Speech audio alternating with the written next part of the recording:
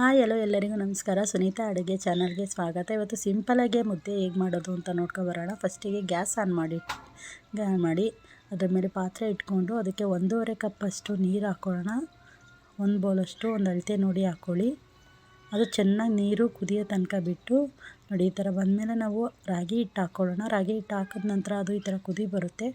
ಮತ್ತು ಅದಕ್ಕೆ ನಾವು ರಾಗಿ ಹಿಟ್ಟನ್ನ 1 ಕಪ್ಪಷ್ಟು ಹಾಕ್ಕೊಂಡು ಒಂದು 15 ನಿಮಿಷ ಸಿಮ್ಮಲ್ಲಿಟ್ಟು ಬೇಯಿಸ್ಕೊಂಡ್ರೆ ಈ ಥರ ಬೆಂದಿರುತ್ತೆ. ಆವಾಗ ನಿಧಾನಕ್ಕೆ ಈ ಥರ ತಿರುಗಿಸ್ಕೊಂಡು ಚೆನ್ನಾಗಿ ಹೊಂದಿಸಿದ್ರೆ ಈ ಥರ ಆಗುತ್ತೆ ನೋಡಿ. ಅಂಟಬಾರ್ದು ಕೈಗೆ, ಒಂದು ಸಲ ಚೆಕ್ ಮಾಡ್ಕೊಳ್ಳಿ. ಅಂಟಿದ್ರೆ ಹಿಟ್ಟು ಬೆಂದಿರಲ್ಲ ಅಂತ.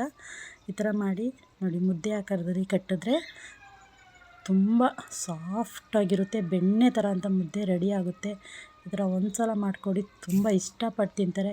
ಯಾರಿಗೆ ಬರಲ್ಲ ಅವರು ಕೂಡ ಮಾಡ್ಬೋದು, ಅಷ್ಟು ಚೆನ್ನಾಗಿ ಮುದ್ದೆ ಬರುತ್ತೆ. ಟ್ರೈ ಮಾಡಿ, ಹೇಗಿದೆ ಅಂತ ಹೇಳಿ. Thank you so much.